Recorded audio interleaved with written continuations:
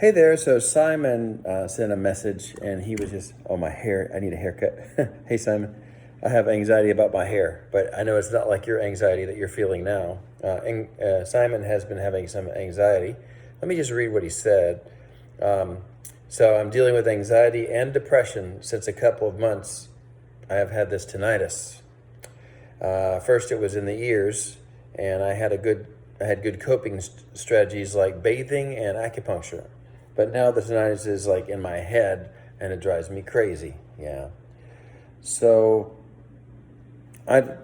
Simon, I'd love to hear more about what this tinnitus sounds like. Is it a loud kind of like a beeping sound, a shh, or something like that, which a lot of people have. You know. Anxiety and tinnitus often work together for many people. So when you have tinnitus, you also have anxiety, and the anxiety sort of feeds the tinnitus. For a lot of us, when we got tinnitus, it was something that made us have a lot of anxiety. And I remember I just couldn't think of anything else except for the tinnitus, and it was really rough. And I couldn't sleep very well. My eyes were always just wide open, and I just couldn't think of anything else. It was always the sound, and I just couldn't do anything. So I feel like it's my job now to try to tell you what I did. And I think the first thing is to understand that the sound will not hurt you. You're okay. I mean, you can always go to a doctor and make sure they check your ears and make sure your health is okay. But you're okay, because I'm not just talking to you like your conscious brain. You have like a conscious and unconscious brain. And the unconscious brain is the one that releases all the chemistry into your body that produces these hormones and so forth that make you feel anxious. And that what you're thinking now in your conscious thinking is sort of fueling the unconscious brain to release this chemistry that makes you very anxious. And before, probably the bathing and the acupuncture and stuff also kind of helps relieve you, and you were able to cope better. But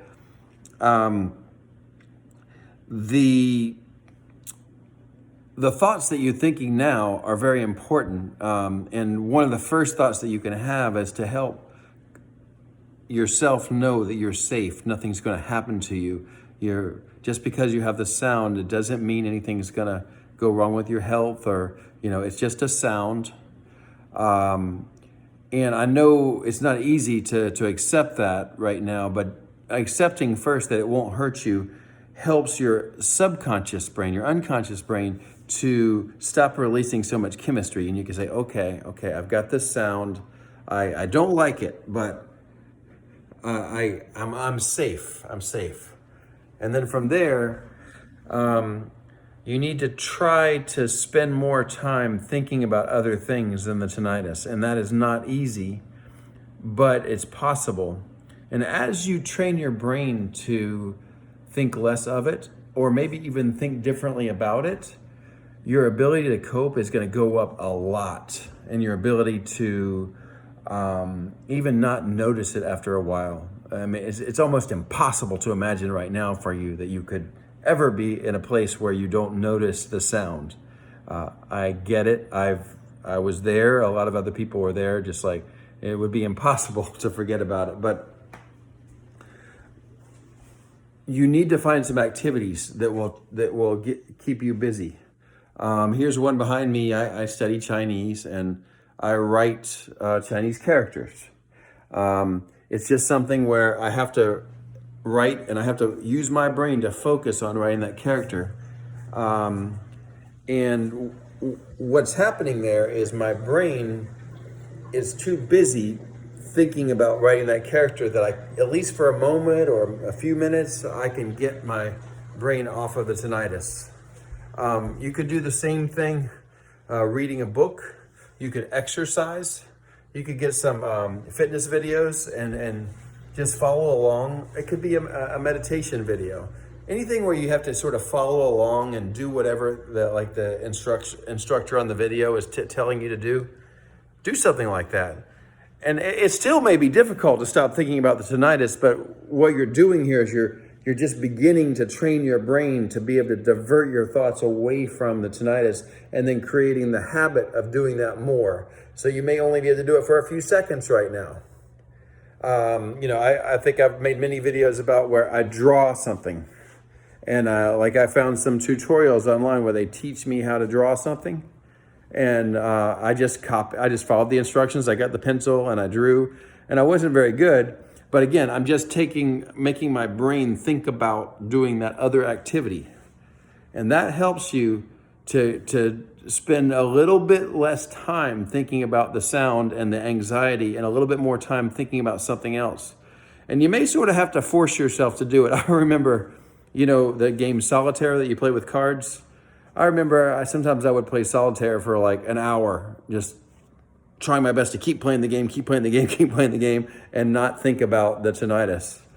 But that's sort of, you've got to break through this little barrier you've got now of always thinking about the tinnitus, about the anxiety, always thinking, and just choose some other activities. Like I said, drawing, learning a language, reading a book, exercising, anything like on a YouTube video where you follow along with something. You could if you're able to go outside and do something, take a class in something. Anything where you've got to follow along and do something and your brain's got to do that, try your best to do that.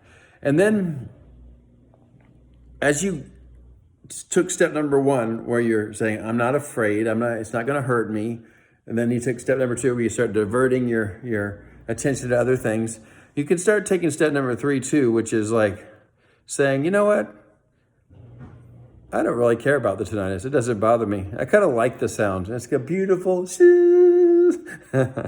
And again, why do I say that? It's because of your subconscious brain. We want to teach your subconscious brain that this thing is nothing. Who cares about it? Not going to do anything to us. And the more we can get our brain, for number 1, not fearing it. Number 2, not thinking about it so much by doing other things. And number 3, just like thinking about it as something we like it or it doesn't bother us. All those things are going to change the chemistry in your body. And then you'll that anxiety will start to go away, and the sound will not be such a big deal. And you might even come back later and tell me, I hope you do, I bet you do, that I'm actually starting to feel okay now. And there's been some times where I'm not even thinking about it recently, and I'm so happy about that. And then as you get more times where you're not thinking about it, it'll go more and more and more, and then you just start having a normal life again. So that's when I'm hoping my words will help you. I'm just one guy. You can get other people's opinions, but that's mine, and maybe it'll help you. So best wishes to you, Simon. You can get better.